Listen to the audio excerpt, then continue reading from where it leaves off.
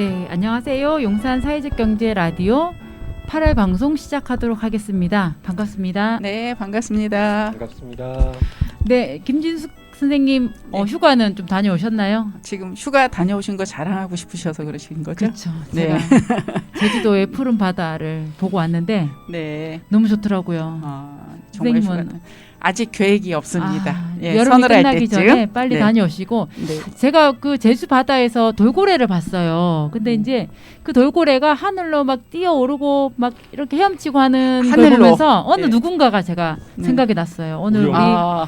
오늘 우리 초대 손님인 돌고래. 홍찬호 대표님 우영과 정말 사회적 경제 영역에서 기업가로서 정말 전국을 누비고 인적 물적 자원들을 발굴하고 연계를 하고 거침없이 이렇게 뭐라고 해야 할까요? 헤엄치는 하늘로 헤엄치시나요? 네네 네. 대표님을 모셨습니다. 자 8월에 용사 소개를 드리겠습니다. 용산구 사회적경제통합지원센터 전문위원이시고요. 올해부터 전문위원이 되셨어요. 네. 그리고 작년인데요. 사회적 기업 주식회사 케어요. 코이로 여기. 홍찬욱 대표님을 모셨습니다. 반갑습니다. 네, 대표님 반갑습니다. 저는 이제 강동구에 있는 사회적 기업입니다. 주식회사 코이로라고 해서 저희가 2009년부터 사업을 시작했는데 사회적 경제 쪽에서는 이제 2014년에 마을 기업으로 시작을 했어요. 그러다가 2010년에 사회적 기업으로 넘어가게 됐는데 사회적 경제 쪽 영역 들어온 지 한 10년 정도 된 것 같아요. 왜냐면 교육을 한 2012년부터 받았던 것 같으니까. 그래서 한 10년 정도 됐고 저는 이제 강동구에서 처음에 가죽 패션 관련해서 사업을 시작했고 지금은 조금 좀 틀려진 것 같아요. 저희가 흔히 소셜 미션이라고도 하고 저희 이제 지역사회 공헌형으로 네. 사회적 기업을 진행하고 있는데 네. 지역사회 공헌을 뭐 할까 하다가 저희가 잡은 키워드는 몇 가지가 있는데 청년이고요. 청년. 패션 사업이고 패션. 그다음에 소공인이죠. 소상공인. 소상공인 말고요. 아니고 소공인. 예. 제조 공업인. 관련해서 예. 그다음에 소상공인도 그다음에 붙긴 합니다. 그러니까 소상공인 이름은 좀 약하긴 한데요. 그러니까 요즘 작년인가 몇 년 전에 유행했던 단어도 있을 것 같아요. 소셜 벤더 네. 예. 느낌으로 소셜. 사회적 경제 방식 또는 사회적 기업들이나 사회적 경제 조직들의 제품들을 갖다가 좀 더 괜찮게 좀 잘 꾸며서 좋은 곳에 판매를 해서 좋은 수익을 올리는 방법들도 많이 고민하고 있는 기업이 되어가는 것 같습니다. 잠깐 이력을 들으셨는데 어떤 생각이 드세요? 뭔가 글쎄 어떤 생각이 든다기보다 좀 음. 궁금증이 닿아지네요. 그 뭐 사업 지금 2016년에 사회적 기업 되고 지금 22년이면 인증된 지도 그렇고 그걸 떠나서 저는 그냥 말씀하셨던 청년, 패션 그리고 소셜 벤더 역할에서 어떤 일들이 벌어졌었는지 그런 것들이 좀 궁금해지네요. 네, 네. 구체적인 거는 좀 이제 이후에 얘기를 하고 네. 처음 이제 홍찬욱 그 대표님하고 인연을 좀 소개를 드리면 서울시에서 생태계 조성 사업 그리고 통합지원센터 이 사업을 하면서 그 과정에 특구 사업이라고 있었어요. 네, 네. 그때 서울시. 이제 강동에서 대표님은 가죽 특구를 했었죠. 그죠? 그죠. 그때 저희가 동기였죠. 네네. 저희는 그래서- 이제 교육 중심의 지역에 특화를 저는- 한다면 저희는 당시 명칭이 사업 명칭이었어요. 청년 중심의 가죽 변션 생태계 구축 가로치고 사회적 경제 방식으로. 네네. 였고 그래서 저희는 기존에 있던 강동구에 잘 모르시는데 가죽 네. 관련해서 가방, 백이라고 네. 하죠. 네, 자파 네. 업체들이 굉장히 그 시절에 많았습니다. 2014년부터 조사했는데 한 2,000개, 3,000개 정도 있었어요. 근데 물론 강동구예요? 네, 원래 강동구는 몰랐네. 역사적으로 가죽 자파가 굉장히 발달된 지역이에요. 그래요? 꽤 오래됐어요. 역사적으로 따지면 조선시대부터 꽤 오래된 것도 있는데 조선시대. 어쨌든 역사적으로 굉장히 의미 있는 지역이고 그래서 그 산업들이 계속 다른 지역보다는 활성화되고 그래서 대표님이 이제 가죽 공방을 하셨죠 처음에 네. 지역에서 가죽 공방을 하다가 말기업을 하고 이제 사회적 기업까지 인증을 받고 이렇게 기업이 이제 확장이 된 거죠. 근데 그 안에서 특구에서 제가 되게 인상 깊었던 건 지역의 청년들한테 이제 가죽 산업들이 있으니까 또 오래된 가죽 장인들 네, 네. 이분들의 그 기술력을 이어받아서 청년들이 창업을 하고 이 청년들의 공동 브랜딩 가죽 소년단인가요? 네, 가죽. 서울 가죽 소년단이라고 해서 네. 현재는 더 레더쿱이라고 하고 있어요. 근데 네. 여기서 조금 정정할 게 뭐냐면 장인은 없다. 아. 해보니 제가 아. 10몇 년을 해보니 어. 장이라는 건 소비자 시장에서 인정해 주시는 건데 장인이라고 불릴 만한 건 전 과정을 다 아실 만한 네. 분이에요. 네. 전 과정을 아시는 분을 갖다 장인이라고 아. 한다면 대한민국은 그 기본 포드 모델이었어요. 자르신 분 한 파트, 이렇게 붙이시는 분 이렇게 벨트화돼 사실 있었거든요. 의류 쪽도 그렇죠. 다 네. 분업화되어 대부분이 있고. 그러니까 분업화라는 것 자체가 양산, 거대 예전에는 대량 단계, 생산. 대량 생산에 네, 맞춰 네. 있는데 이것 때문에 지금은 다시. 오히려 봤을 때 전 과정을 아시는 분들이 거의 없다고 그러다 보는 게 보니 맞아요. 오히려 들여다 보니까 네, 오히려 청년들이 전 과정을 배우기 위해서 노력해왔던 기획, 디자인, 그렇죠. 그다음에 패턴, 그다음에 제작까지 할 수 있는 게 그러니까 그래서 새롭게 구축하자. 그다음에 양산성에서는 지역분들과 같이 한번 해보자. 왜냐하면 지역분들은 앞에 것들이 다 빠져 있거든요. 그다음에 기획도 빠져 있고요, 디자인도 빠져 있고요, 그다음에 패턴도 빠져 있어요. 그 많이 대량화되고 막 되면서 그게 다 세분화됐었기 아니요, 때문에 세분화된 자기 건 파트만 알아서 그럴까요? 정확히는 하나가 왜? 빠져 있어요. 유통을 한 적이 한 번도 없어요. 유통을 한 적이 없으면 그 그러면 납품하는 저기에 거죠, 그냥. 납품하는 벤더가 아, 있었겠죠. 다 이제 다른 벤더에서 그래서 이런 디자인을 만들어 주세요. 패턴도 예, 내려오고 그러다 보니까 주문형으로만 가져가 변화에 대해서 굉장히 관심이 없었고요. 없었을 거. 또 반대로 최근에 며칠 전에 제가 큰 좀 오래되셨던 한 40년 된 기업 대표님과 얘기했던 게 변화를 주면 그 위에 있는 상청이라고 하거든요. 상청이 얘네들 뭔가 딴 생각하는 거 아니야? 아. 일거리 안 줬다고 안 하더라고요. 줘. 예. 그러니까 저는 표현할 가두리 양식 당했다. 그렇죠. 아, 그것만 할 수 가두리하시다면서 있게. 이게 어떻게 보면 생태계, 음. 아까 소공인 생태계의 한계고요. 이게 가죽만을 말하는 게 아니라 서울시에 5대 산업들이 있잖아요. 뭐 인쇄도 있고 금속도 있고 네네. 의류 뭐. 똑같은 상황입니다. 의류는 더 심하고요. 의류도 예, 예, 의류도 이런 쪽도 뭐. 새로운 원동력이 부족한 거였어요. 그런 것들에 보면서 청년이 꼭 한다고 원동력이 되는 게 아니라 기획과 유통을 같이 하고 이런 것도 되게 세상이 좋아졌는데 소공인분들은 좀 겁을 많이 내시는 것들이 있어서 그런 부분에서 청년들하고 같이 중심이 된 거고. 네, 청년들이 오히려 좋은 네네. 상청이라고 할게요. 좋은 네, 상청 속에서 뭐 아까 좀 이따 많은 설명들이 있을 수 있는데 B2B라든지 B2C 말고 B2B라든지 B2GB라고 표현하거든요. 공기업이라든지 이쪽을 네, 납품하면서 같이 신뢰를 맞춰가고 있는 작업 중이죠. 그러면은 그때 그 특구 사업을 굉장히 잘 조직하신 게 사실 그냥 분업화되고 우리가 알기로는 강동이 가죽 특구라고 했지만 전 과정에 대한 것들이 좀 필요하다라고 판단을 하셨던 거고 거기에 대한 교육과 제품 생산과 유통 그래서 그 팀들을 데리고 또 이태리까지 가셨어요. 그죠. 그때가 가서 또 최고였죠. 홍보하고 저는 그때의 그걸 보고 굉장히 놀랐죠. 왜냐하면 어떻게 이런 생각을 했을까라는 것과 그 제품도 굉장히 또 젊은 친구들이라서 그런가? 청년들이 되게 디자인하고 그게 네. 왜 나왔냐면 달랐겠네요. 지금은 말할 수 있어요. 지금 말할 수 있는 건 네. 뭐냐면 이제 시간이 한참 지났으니까 당시에 특구를 만들고 2010년이잖아요. 네. 10년에 예비를 하고 네, 17년 네. 했을 때 그 첫 회의 때 행정 담당 공무원들이 얘기한 얘기고요. 뭘 하냐고 이런 거 갖고 이게 팔리냐고. 그다음에 뭐 그 당시만 해도 괜찮은 디자인들이 나오기 시작하고 있었어요. 이런 디자인 너무 근데 문제는 행정 쪽에서 봤을 때 또는 소비자 입장에서는 그 디자인의 호불호는 언제나 있거든요. 전문가가 아니더라도 그렇죠. 예. 그걸 갖다 답을 낼 수 없었어요. 그렇죠. 근데 공신력을 내줄 수 있는 건 아무데도 없었거든요. 그 제품이 괜찮은 제품이야라고 얘기해 주는 사람이 대한민국에 아무도 없죠. 왜냐하면 패션 전문가들도 그게 팔릴지 안 팔릴지 모르기 때문에. 그래서 선택했던 게 그래 좋아 그러면 세계에서 가장 큰 가죽 백쇼에서 우리가 한번 검증을 받아보자였고 약간 반반이었어요. 당시 포트폴리오 자료를 만들어서 이탈리아에 있는 이제 미페리라는 전 세계에서 가장 오래되고 큰 가죽 백만 전문적으로 하는 패션쇼가 있습니다. 밀라노 패션위크랑 같이 가는 쇼인데 거기에 저희가 신청서를 한번 보내봤어요. 네. 포트폴리오랑. 근데 희한하게도 그 당시 저희랑 같이 했던 H몰 큰 대기업이 있습니다. 네, H모모 네. 있었고 그다음에 W모모도 있었습니다. 큰 데들이 막 있었어요. 네. 근데 거기들도 그날 그 해에 미펠에 신청을 했던 것 같아요.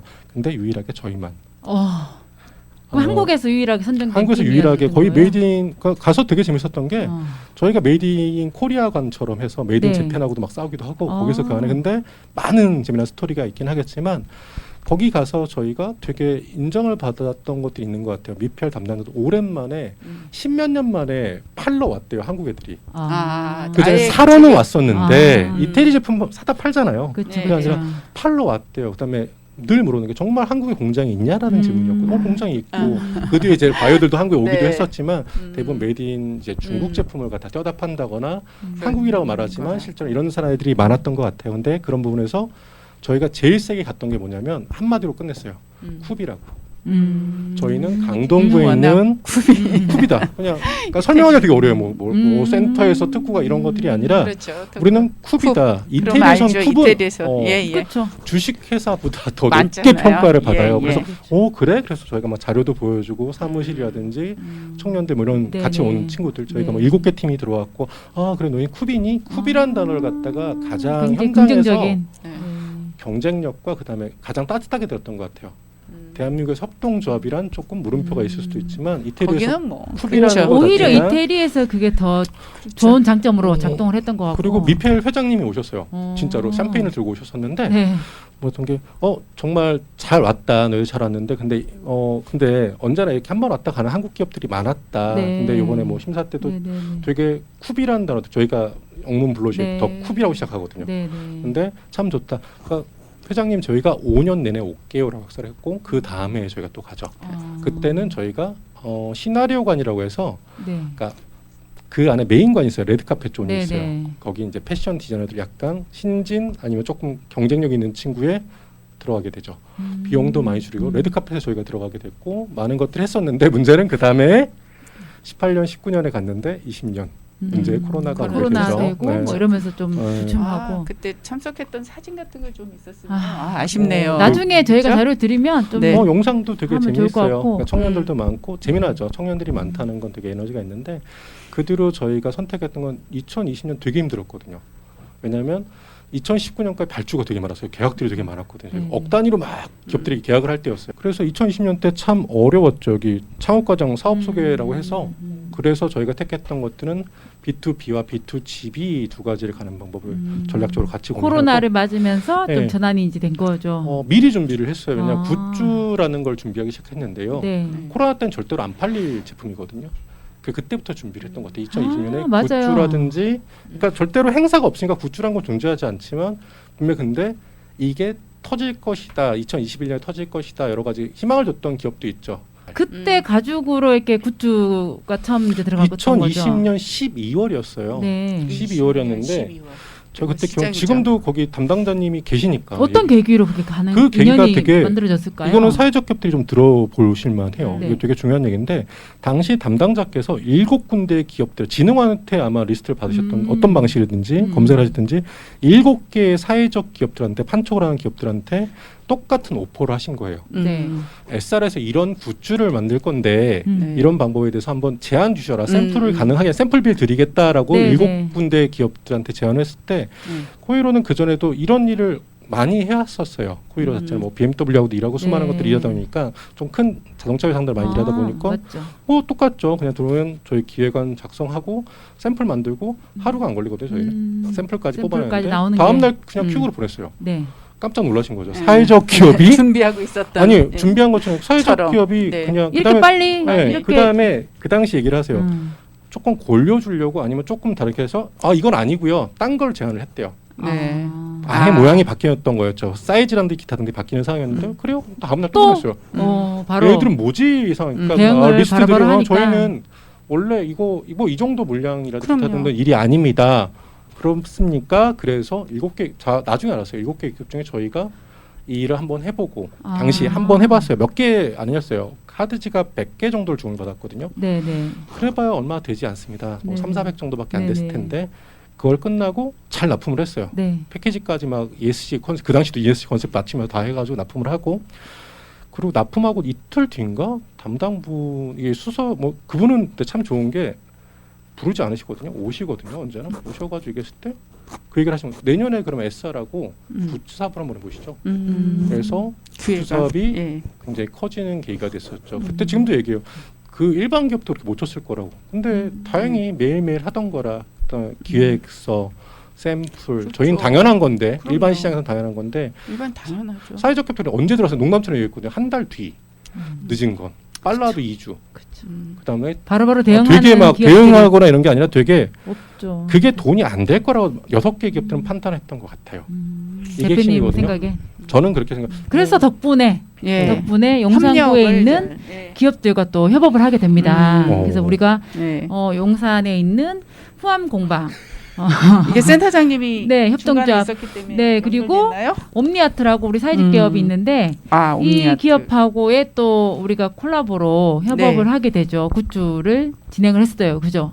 후안공방 같은 경우는 이제 캔버스백이라든지 이런 백을 갖다가 SR 납품해서 뭐 보도자료 나오시고 또 저기 우리가 보도 자료랑 자료. 좀 보여주시겠어요? 그거 보도 자료도 다 이렇게 진행을 하고 대표님이 하나의 사업을 하면 그냥 안 지나치시더라고요. 굉장히 치밀하게. 그죠. 뭐. 보도자료 프레스는 저는 SR 들어가서 배웠던 것도 이제 프레스 치는 거라고 배워요. 네, 프레스 키트를 홍보 방법에 네. 프레스 키트라는 솔루션이 있어요. 전문 영역이 한데 이거 관리만 하더라도 기업 관리는 되는 것 같더라고요. 그래서 많이 배웠는데 SR에 최근에 얘기했던 게 뭐 프로보너 이런 것들 만드신대요. 그래가지고 네네. 다 됐고 홍보자료 만들기만 해주면 기업들한테 진짜 도움이 될 거다고 얘기했었는데 그 후암 공방에서 만들었던 다음 게 이제 가방이거든요. 그럼 굿즈 생산하는 거를 협업하신 건가요? 그렇죠. SR. 그러니까 코이로에 네. 후암 마을공방 협동조합이 음. 에코백 지금 이제 다음 예, 사진으로 사진 보여주시면 요거. 예. 네. 요 요 에코백을 백이죠. 예. 네. 굿즈로 생산해서 납품을 한 거고 일단 저 제품을 보면은 다 완판을 했어요. 지금 재고가 하나도 없어요. 많은 분들이 다 찾았는데 완판돼 버렸죠. 저 특히 저 나가는 것 같은 그러니까 뭐 저는 디자인들은 이제 코이로가 잡습니다. 디자인 바이 코이로한테로 디자인들은 잡고 그다음에 생산 패턴까지도 저희가 잡아드려요. 그다음에 이제 양산 관련해서는 사회적 경제 네. 특히 직접 후안공방도 했었지만 이제 제주 자활 네. 자활에서도 많은 양을 생산을 했었고 맞아요. 꽤 많이 만들었죠. 몇천 개를 만들어낼 정도로 해서 네. 소모를 해서 재미 좀 보였던 것 같은데 그 다음에 네. 또 사진을 보여주시면 저희 옴니아트라고 우리 음. 사회적 기업이에요. 여기 기업 같은 경우에는 이제 예술인들이 작품들이 버려지고 네. 이것들을 사실 조금 상품화할 수 있도록 예를 들면 티셔츠나 뭐 이런 이제 그 제품들이 나오는데 제가 보니까 굿즈 제작이나 감각이나 이런 것들이 굉장히 뛰어나더라고요. 그래서 이제 대표님께 한번 만나달라라고 만나서. 요청을 해가지고 네. 대표님이 만나면서 또 이제 여기 보이는 보틀백이랑 네. 의자, 의자 뭐 이런 저거 카드 지갑인가요? 그리고 예. 또 뭐였죠? 자, 돗자리? 저기 이렇게 매트. 매트, 보틀백, 미니폴딩 의자까지 세 매트. 가지가 네네. 됐는데 네. 얼킨이 갖고 있던 것 중 가장 장점은 IP였어요. 스머프 IP를 갖고 있죠. 이 얘기는 스머프 IP와 SRT를 결합하는 기획을 코이로 쪽에서 제안을 하고 그다음에 생산 관련해가지고는 사실은 얼킨은 직생산은 없습니다. 사회적 기업 중에 ESG에서는 직생산이 되게 중요한데 그 부분이 이제 얼킨의 어떤 한계가 아니라 이제 그걸 끄집어내고 네네. 뭔가 해야 되는 부분이겠죠. 시도해야 되는 시도해 부분들. 보이는데 그런 부분에서 조금 부족함이 있을 수밖에 왜 디자인이 정형화돼 있으니까 이런 부분을 갖다 하기에는 많은 에너지가 필요한 부분이 있는데 네네. 일단 저런 디자인이라든지 그 다음에 네. SRT 관련해 가지고는 지금부터 시작이죠. 이제 8, 9, 10월까지 판매를 갖다 저 제품들은 판매가 되고 있고 현재는 한 4분의 1 정도 재고가 나간 것 같아요. 4분의 3 정도 남아있는 가을이나 추석 때쯤 좀 더 하고 아마 피크닉 세트이기 때문에 그다음에 네네. 피크닉 관련해 가지고 다른 제품들도 좀 준비가 되고 있는 상황이긴 해요. 그런 부분으로 지금 3가지 종이 얼킨에서 준비가 됐었습니다. 네. 덕분에 어쨌든 우리 이제 용산에 있는 기업들이 좋은 경험을 하고 예. 이 가능성을 확인했던 것 같아요. 자연스럽게 다음 이야기를 좀 넘어가 보면 대표님도 사회적 기업을 운영하고 있지만 기업이 성공하려면 어떤 요인들이 필수적으로 갖춰야 될까요? 퀄리티와 코스트와 딜리버리란 부분이 있어요. 모든 사회적 기업들은 QCD 3가지가 있어야 된다고 보고 본인들이 기업이 갖고 있는 전문성이 있어야 돼요. 그렇죠. 직접 생산을 사회적 하든지 뿐만 아니라 아니면 예, 모든 직접 기업이. 서비스라든지 뭔가 전문성이 있어야 되는데 많은 분들이 차별화된. 오해하는 게 뭐냐면 유통도 굉장히 어렵고요. 음. 근데 많은 분들이 접근하는 게 돈을 들이지 않고 사업을 하시려고 하세요. 돈을 버시려고 해요. 참 어렵지만 근데 많은 돈들이 있긴 하겠지만 저는 딱 봤을 때 제가 했던 경험에서 그냥 한다고 한다면 잘 준비가 돼 있어야 되는데 QA라고 합니다. 내 회사를 잘 설명할 수 있는 것과 QCD 중에 딜리버리 반드시 납품이 정해진 날짜에 예, 신뢰의 문제. 신뢰의 문제예요. 이거는 저는 사회적 경제 많이 보는 게 사주셨어요. 많이 사주다 보니까 괜찮죠 이런 것들이 되게 많았었어요. 그러다 보니까 이 생태계는 파급력도 없거든요. 그거 사주셔야 예산안에서 얼마나 사주시겠습니까? 그렇죠. 사실은 그런 것도 있는데 또 사회적 겹들이 많이 늘고 사회적 경쟁이 많이 늘다 보면 또 쪼개주시죠. 경쟁시키지 않으려고 말 나올까봐 민원 나올까봐 그러다 보니까 매출도 줄어들 수밖에 없는 구조긴 한데 이렇게 약간 제가 아까 잠깐 사석이 됐지만 양식당했다. 이러다 보니까 확장성도 없고 그다음에 무서워요. 저기 바깥은 무서우니까 근데 어떻게 그냥 이 그 안에서 안에 참 나쁜 구조인데 이게 반대로 봤을 때 우리는 외연적으로 밖에 나가야 되는 구조의 시스템 같아요. 그리고 거기에 핵심 키워드는 전문성이고요.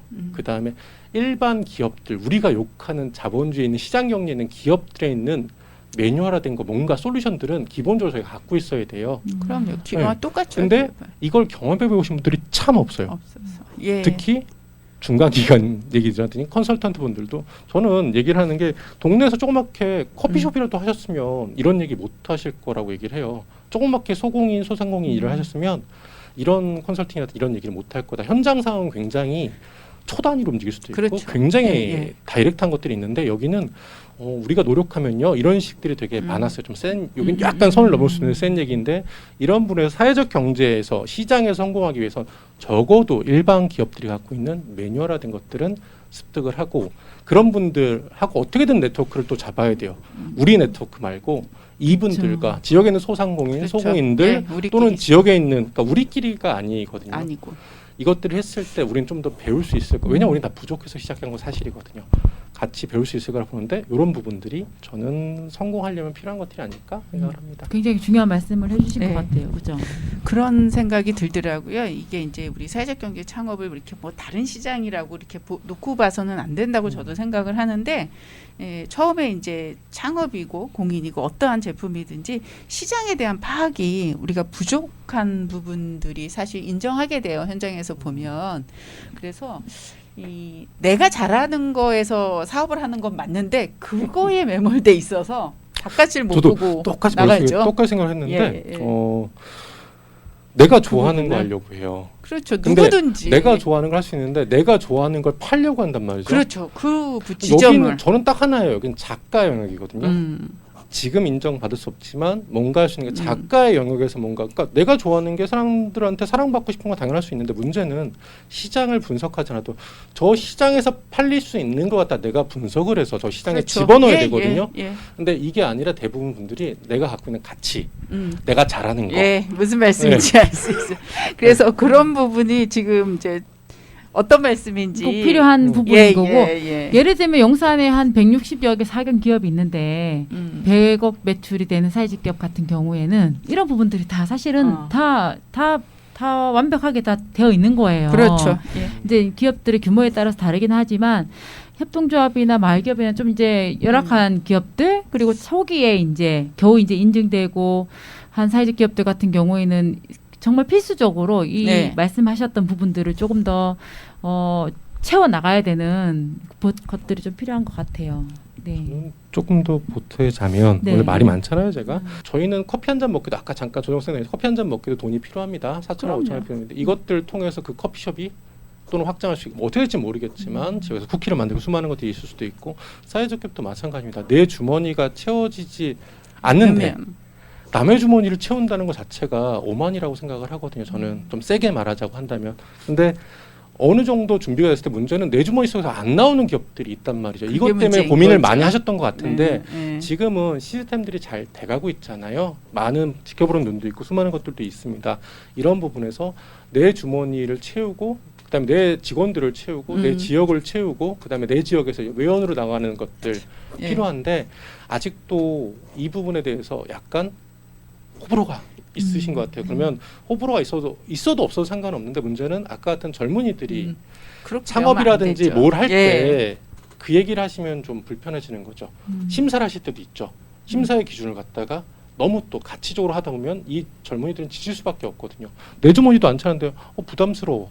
그러면 이 저희 사회적 경제 생태계는 노쇠할 수밖에 없죠. 지속 가능할 수 없기 때문에 좀 더 다양성이라는 게 마지막 끝나는 것 같아요. 좀 네네. 다양하게 좀 봐주셨으면 좋겠다 정말. 정도. 네네.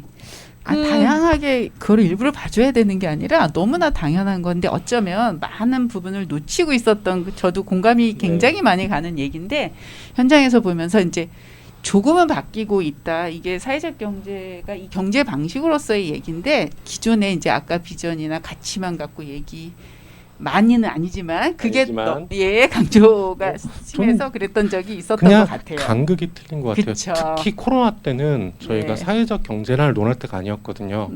그럼 대표님은 사회적 기업을 운영하면서 어떤 점에서 보람이나 이걸 왜 하시고 계신 건가? 저는 이 방법이 내가 먹고 사는 방법 중에 가장 마음이 편해서 합니다라고 설명을 했거든요. 마음이 편한 방법들이 많을 거예요, 사람마다. 근데 저는 적어도 염치는 있거든요. 염치 있게 살려고 노력을 하는데 사회적 경제 방식이라면 덜 조금 힘들지 않나. 그래서 저는 뭐 큰 이런 건 없어요. 제가 직원들한테 월급 줄 때 좋고 기분 좋고 월급 주는 사람이 월급 줄 때 가장 좋고 그다음에 같이 했던 이런 기업들한테 만났을 때 웃으면서 술 한잔 할 수 있을 때 그런 것들이 좋고 그래서 그런 것 같아요. 외부에 있는 좋은 분들 만나는 것도 좋고 그다음에 나 또 있죠. 제 잘난 맛 좀 자랑할 때 그런 것도 있을 너무 수 있고. 잘나서. 네. 지금 직원분들은 몇 분이 같이 현재는 12분이 계시고요. 12분? 거의 이제 청년들 그 아까 이제 청년 중심의 가족 공예 그렇게 우리가 처음에 시작을 했는데 제가 이제 예술 쪽을 잘 몰라서 그러는데 그 분야에 그러면은 가족하고 관련된 청년들이 유입된 거죠? 아니요.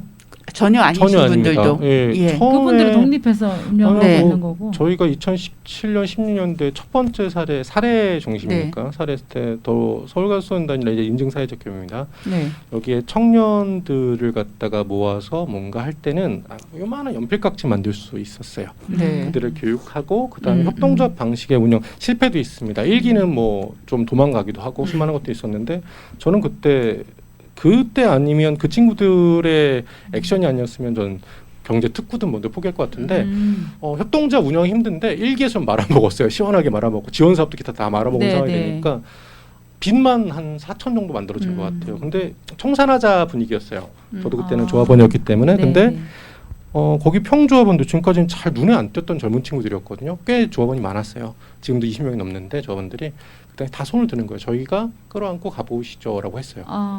그리고 그 회사가 아까 같은 이태리에 가거나 수많은 것들의 중심이 됐고 협동조합의 중심이 됐고 제조에서 협동조합의 미를 좀 봤던 것 같고 거기서 CIC 형태죠. 그러니까 분리되거나 교육받던 친구들이 지역의 사회적 기업이나 기타 등으로 자리 잡는 기회가 됐었고 그 당시는 코이로라는 사회적 마을기업이었죠. 정확히 마을기업 하나밖에 없는 상황에서 여러 기업들이 태어나게 되는 계기가 뭐 사회적 경제 특구였기도 하고 저는 그 중심에 이 청년 협동조합이 있었고 그다음에 저는 협동조합을 싫어한다고 사람들이 많이 하는데 제조업의 협동조합을 정말 사랑하거든요. 그때 봤어요.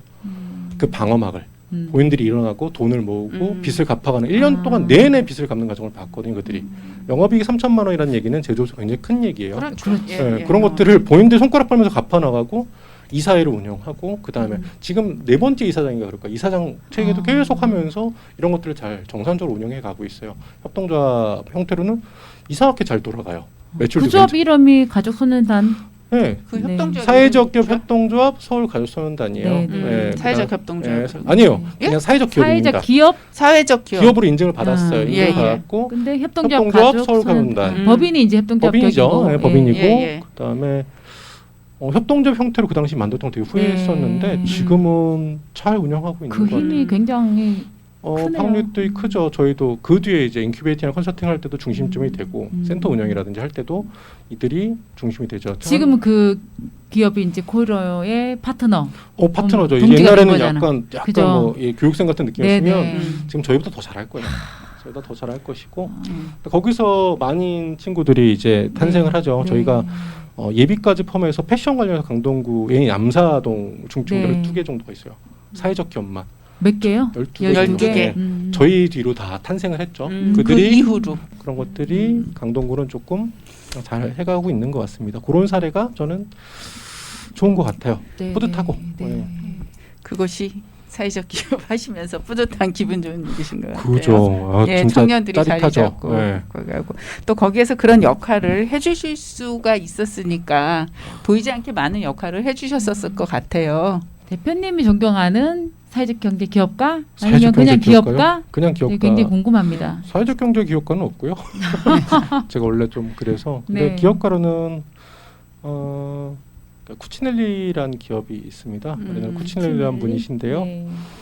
이태리에 있는 기업 대표시죠.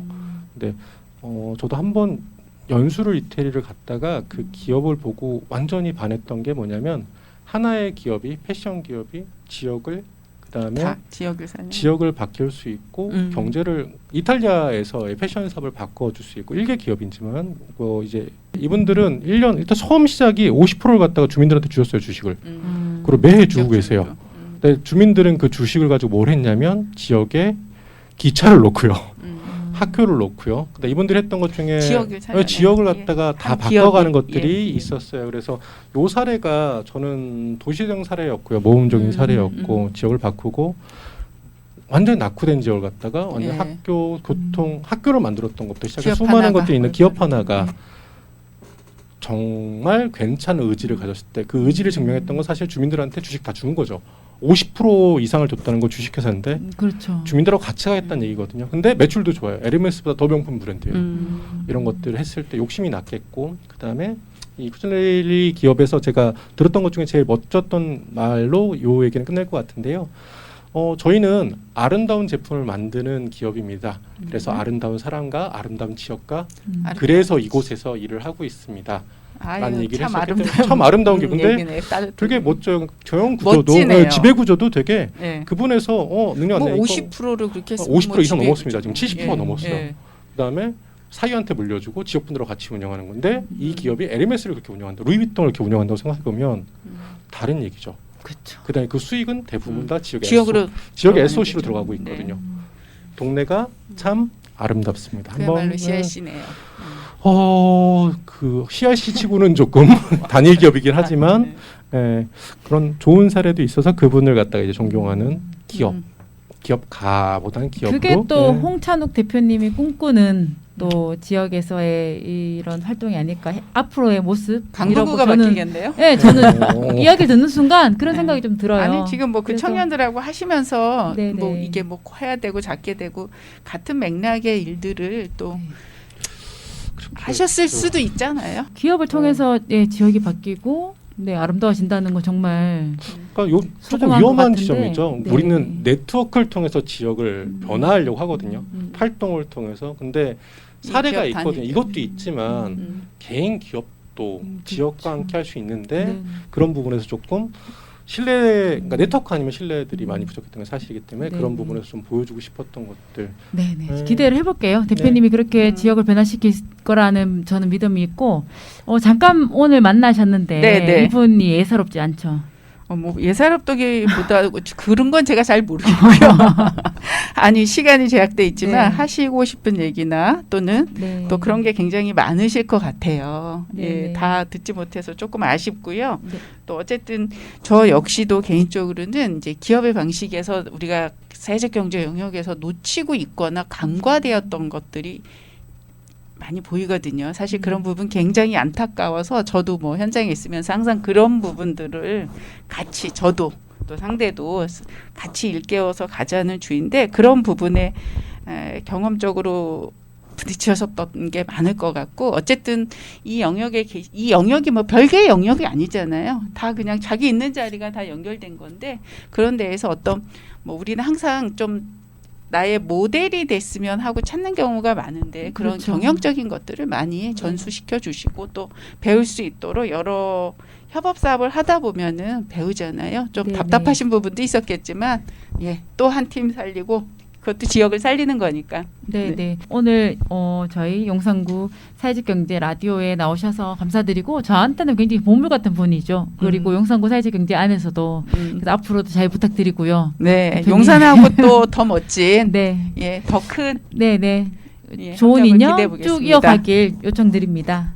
오늘 수고하셨습니다. 감사합니다. 고맙습니다.